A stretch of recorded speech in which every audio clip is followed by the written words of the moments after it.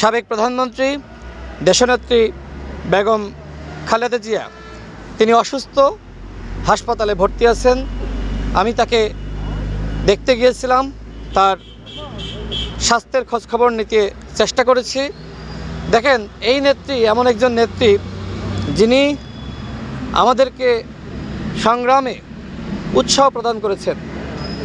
এর আগে বছরখানেক আগে অভ্যুত্থানের পরে যখন সাবেক প্রধানমন্ত্রী বেগম খালেদা জিয়াকে আমি এবং আমাদের দলের সভাপতি নুরুল হক নূর দেখতে যাই, তিনি আমাদের সাথে কথা বলেছিলেন এবং তরুণদের এই অভ্যুত্থানের তিনি প্রশংসা করেছিলেন। তিনি বলেছিলেন যে তোমরা তরুণ, এই দেশের পরিবর্তনে তোমাদের সবাইকে সামনে থেকে নেতৃত্ব দিতে হবে।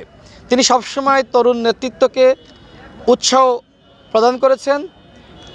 আমি নিজে গর্ববোধ করি যে সাবেক প্রধানমন্ত্রী বেগম খালেদা জিয়ার সাথে আমার সরাসরি সাক্ষাৎ করার সুযোগ হয়েছে, কথা বলার সুযোগ হয়েছে।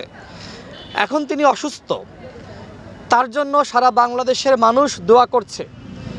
আজকেও আমরা মাগরিবের নামাজের পরে মসজিদে গণ অধিকার পরিষদের পক্ষ থেকে দোয়ার আয়োজন করা হয়েছিল, সেখানে আমরা সবাই তার জন্য দোয়া করেছি। সারা বাংলাদেশের মসজিদে মসজিদে তার জন্য এইভাবে বাংলাদেশের মানুষ দোয়া করছে, ঘরে বসে মায়েরা বোনেরা দোয়া করছে। এর কারণটা কি?